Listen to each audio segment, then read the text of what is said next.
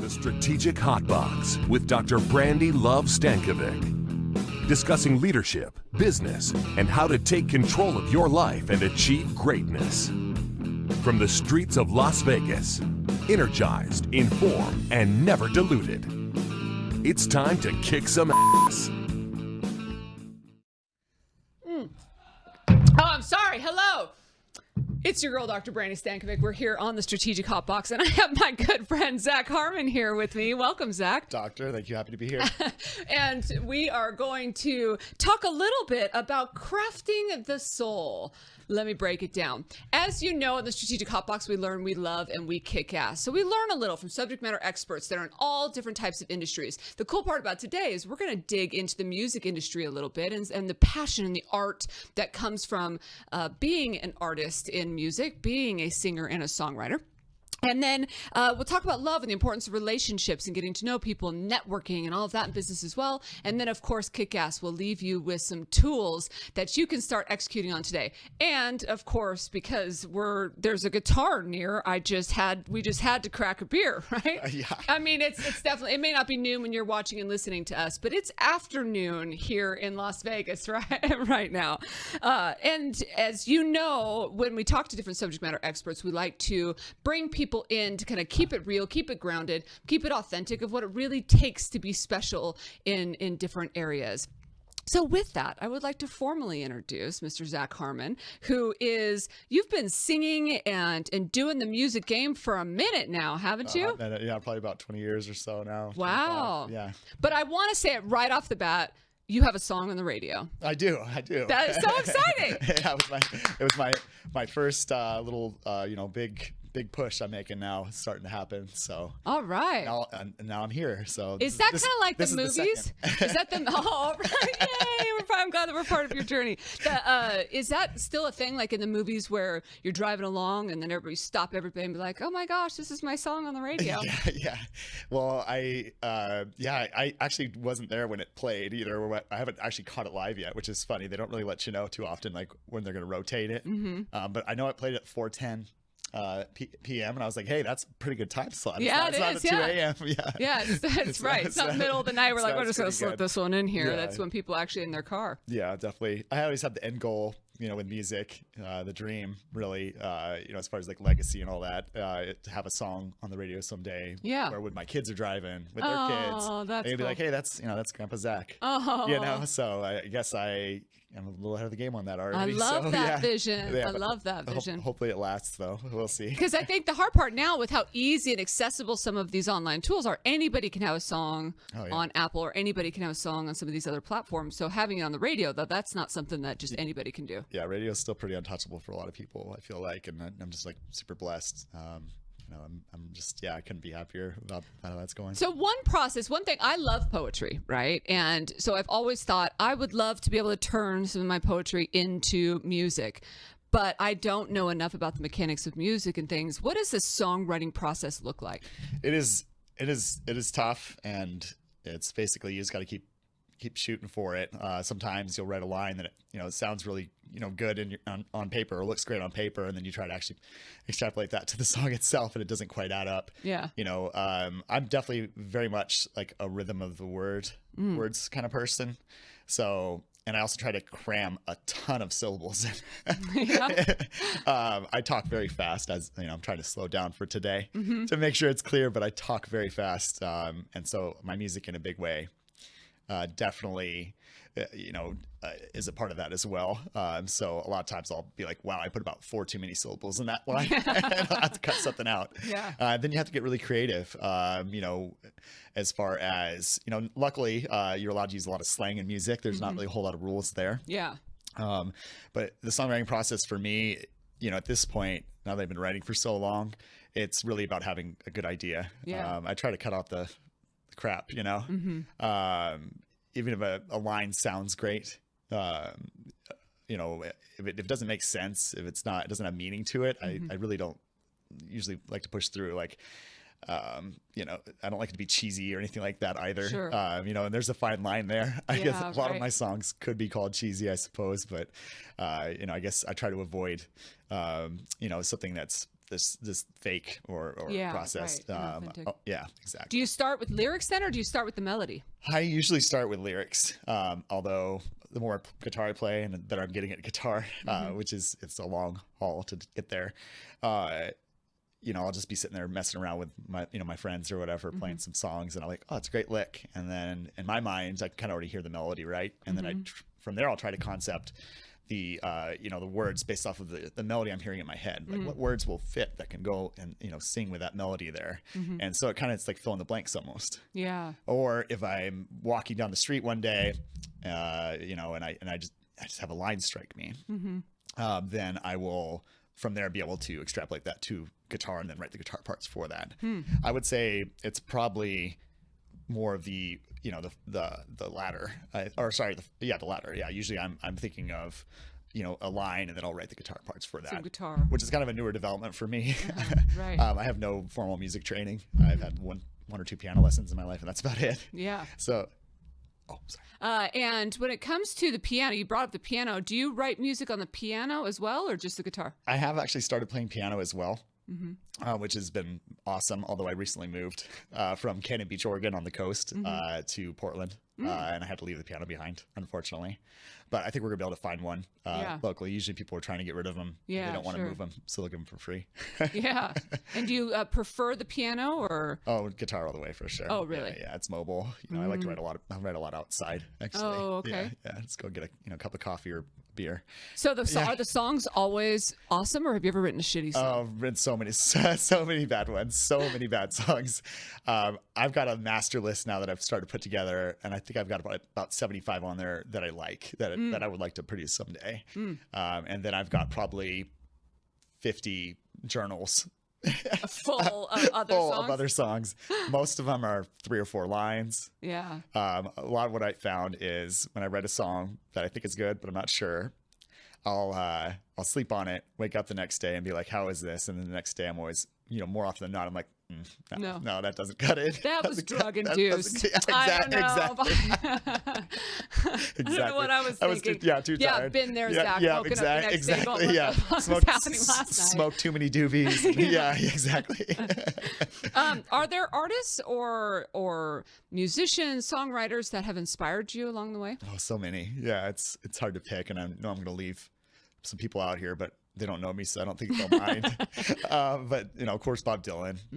I play greatest songwriter of all time. I mean, who can deny it? Yeah. Honestly, Brandi Carlisle's inspired me a lot. Just the way I just love her, the melodies she writes, and she's a random one. Yeah, I know, right? Yeah, she came into my musical sphere about 15 years ago. My mom and stepdad actually saw her at a bar in New York. Really? Before anything. Yeah. Random. And she just, I've seen her live now probably 4 or 5 times, and she really inspires me. And then the classics, Metallica. Yes. Hetfield, Bradley Nowell. And then I'd probably say one of my biggest inspirations is Kurt Cobain. So you like kind of that rock, but I mean, Bradley, it's a little bit more. Yeah, he's a little bit more, more reggae kind of fun. I like, I like the rough edges of Sublime. Yeah, I definitely feel like I have those same kind of rough edges there too, with some of my songs. So that definitely, has been a big one too. I had a really interesting, people are always, oh, you sound like so-and-so, or you remind me of this or that. I had the most random one the other day, but I absolutely loved it. But somebody said my music sounded like 9 Inch Nails. Really? I know. Can you believe it? No, I love that. Yeah, and it's interesting. I used to, as a teenager or whatever, I'd oftentimes go to sleep listening to 9 Inch Nails, which is kind of interesting choice. So you right? had dark dreams. Oh yeah, for sure. But they were a huge influence. Yeah, sure. Or he was, I should say, Trent Reznor. But I kind of stopped listening to him for a while, and I got that the other day, and maybe 2 weeks prior to that, I had started listening to them again. So I don't know if it was a long-term influence or it was just because I started listening to them again. Yeah. But I was playing all the same songs that I always played, so it wasn't like I wrote something new and tried to make it sound like Trent. But that was a cool one. So that is cool. I guess it could go multiple ways in those moments. Like when someone says, "Do you know who you look like?" or "Do you know who you sound like?" You're like, "Well, here we go." Yeah, I can go a few different. Like, well, as long as they're hot or as long as they're talented, then I'll take it. I had a really funny moment at the blackjack table 2 nights ago. I was playing with this guy, and then this other gentleman walked up and then left a few minutes later. And then this guy says something like, "Well, oh, you know who you look like?" And I thought he was talking about me, and he said Vin Diesel, and I was like, I was like, oh, okay, I've never had that one before. Thank you. And he's like, not you, man. Like, that guy was bald. Like, what are you talking about? Oh my gosh, that is funny. Well, that's not a bad one. You can just walk away and be like, yeah. Who's your celebrity doppelganger? Me? Oh no, I don't know. It's always somebody random, like that Netflix series or that random whatever. Sure, I don't even know. I have to like side Google. Yeah. And then you're like, wait, let me decide if I'm happy or not about that. Exactly. I get just like my sister or my cousin lot too. Sure. I get the photo. I'm like, no. Sure. Most of the time, it's not even like, oh wow. No. Yeah. No. How about you? Do you get a? I get Matthew Perry a lot. Really? Which is weird. R.I.P. R.I.P. Matthew as well. I don't know, something like that. I guess profile. I don't know. Like I don't know. Yeah, Matthew Perry mostly though. Oh, that's funny. That's interesting. Yeah. So being in music isn't an easy path and career. How has it impacted you personally? In a few different ways. One, it's like brings the most joy to anything. I work in hotels, which isn't necessarily my dream, job. Most musicians these days have a real job, and then they do music on the side just because you have to. Right. With Spotify and everything, and the way that they're taking advantage of musicians. Sure.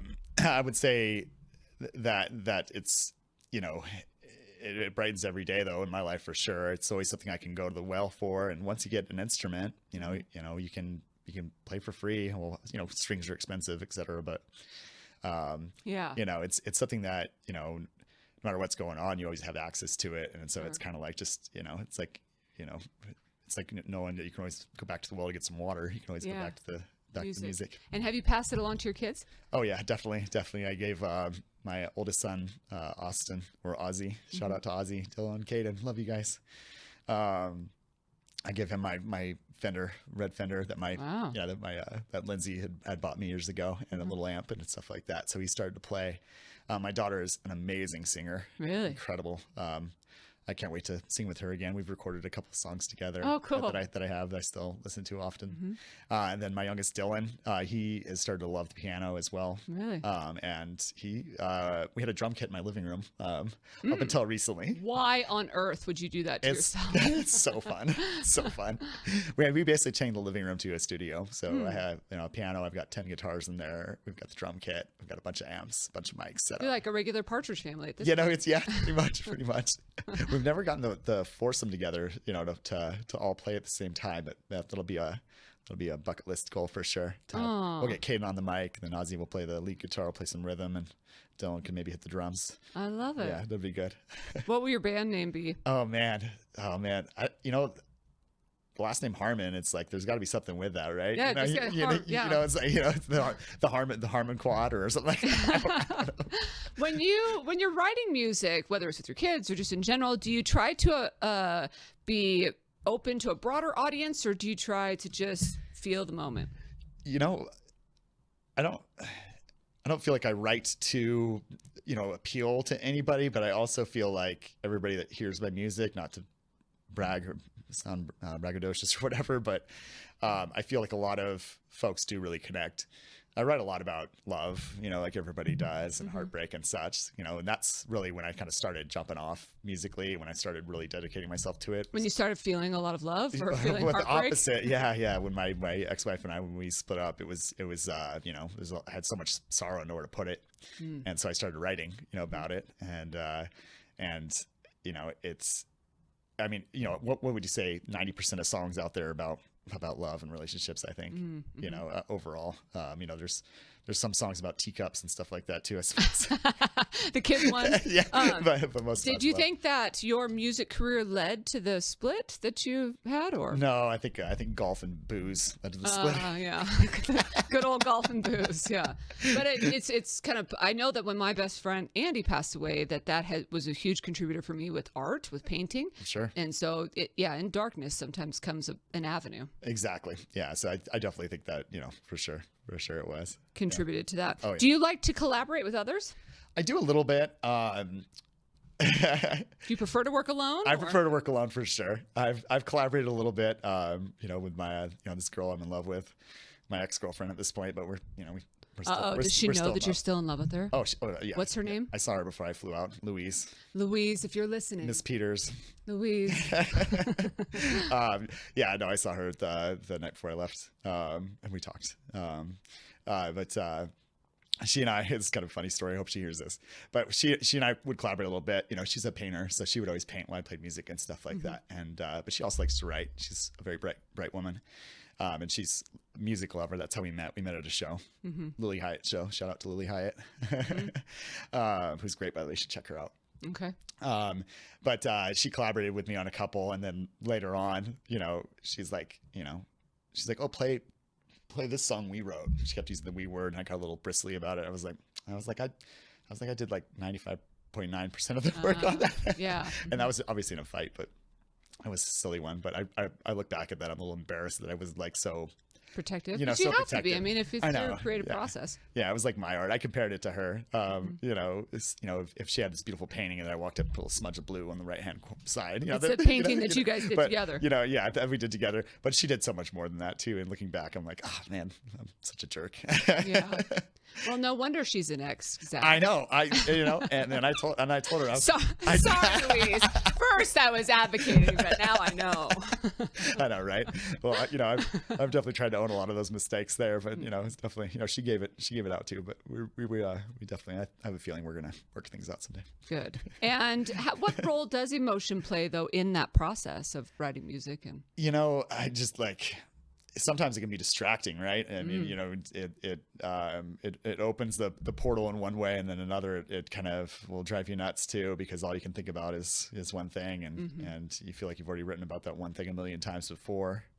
But again, going back to her, I've probably written 5 or 6 songs over the last year that I think are some of my best. That were written, just with that feeling that she gave me in mind, and the way I feel about her, and just everything like that too. So.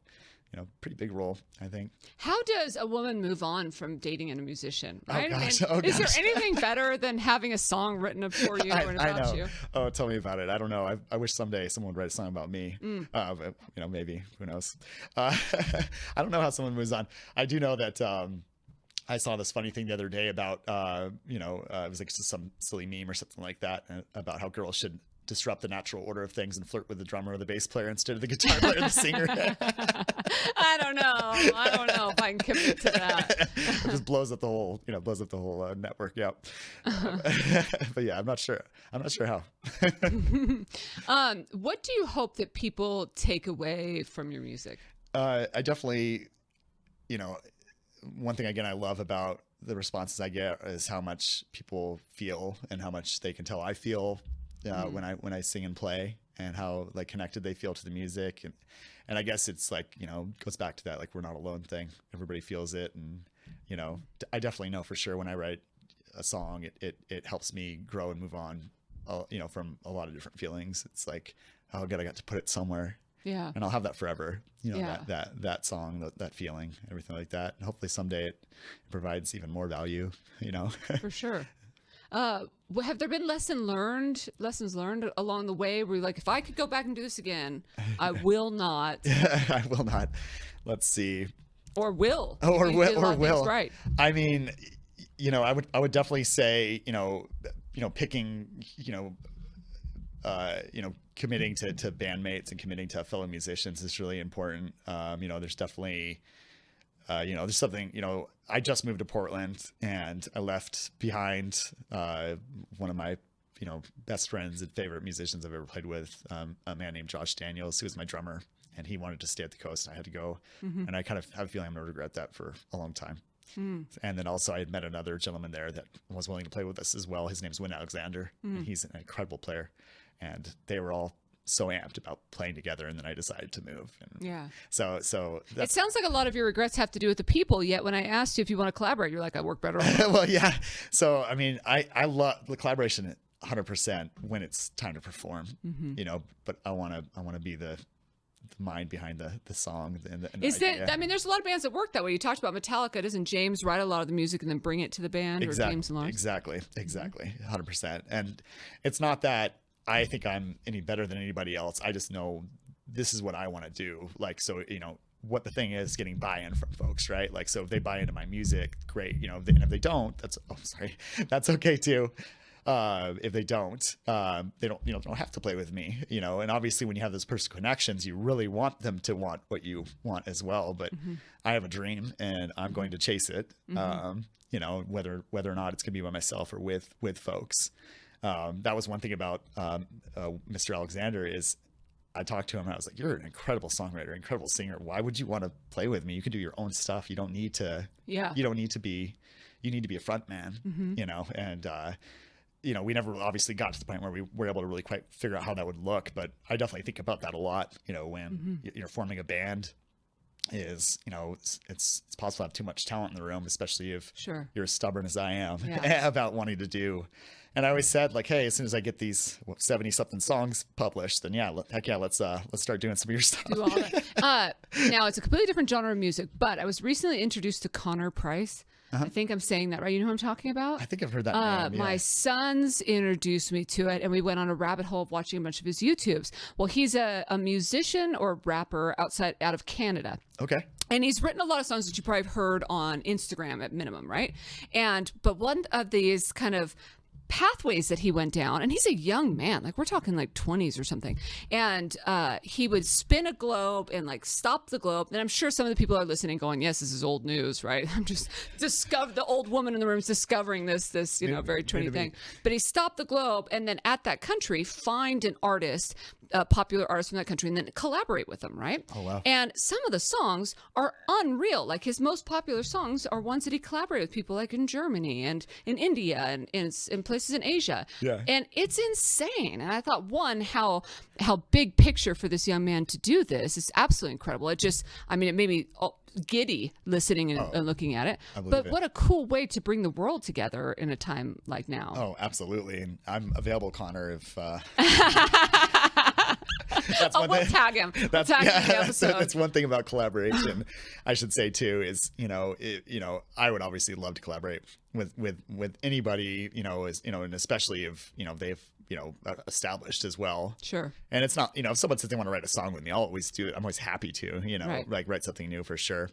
I guess but I just haven't had that opportunity, yet. But I'm hoping obviously someday I'd love to play with people like Jack Johnson and things like that. That'd be great for sure. Well, will you play something for us? I absolutely would love to. Yeah. All right. Sure. So I'm going to head us out to a shout out, and then when we come back, maybe we'll get some of your jams. That sounds perfect. Excellent. Let's head on out.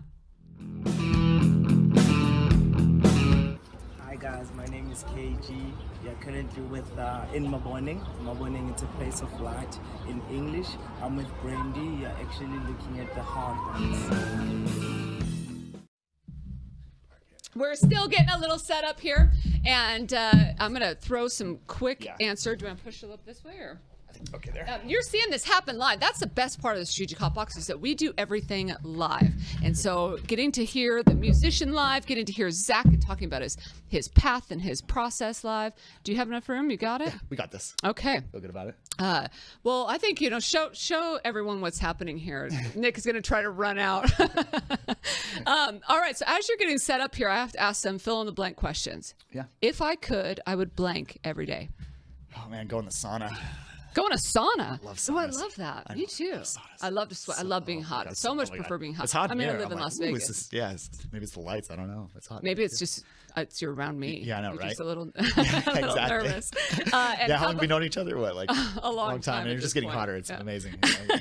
Well, that's the goal, right? Like, right. You don't want to decline.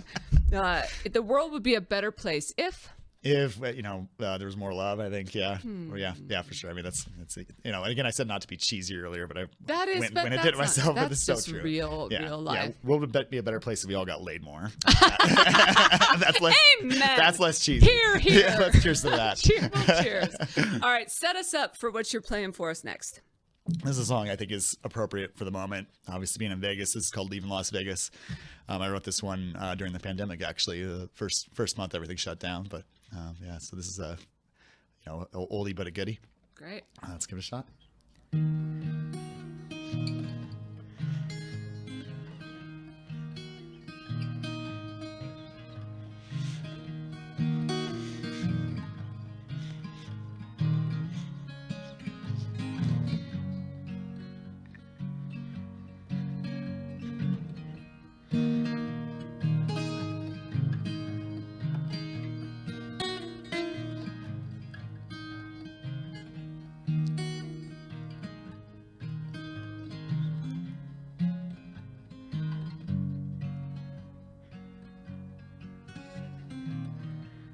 All my life I waited for a break I hope would come. Sure had my good days. Safe to say I had some fun.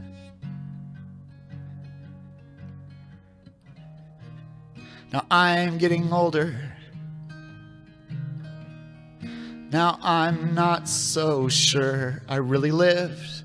Few ways to get out of this city, and once to drink yourself to death. I'm leaving Las Vegas. Thought I'd get rich and famous.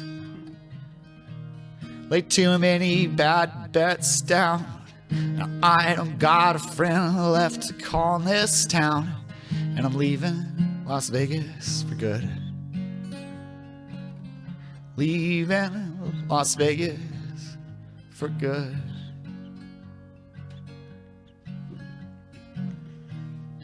Gambled my time away. Blur of chips, smoke, women and wine. One card away from the big time. I told myself that every day.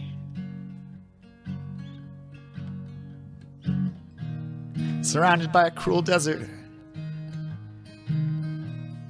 That old cook, come man alive. This city burnt you worse. Gotta get out to survive. You gotta get out to survive.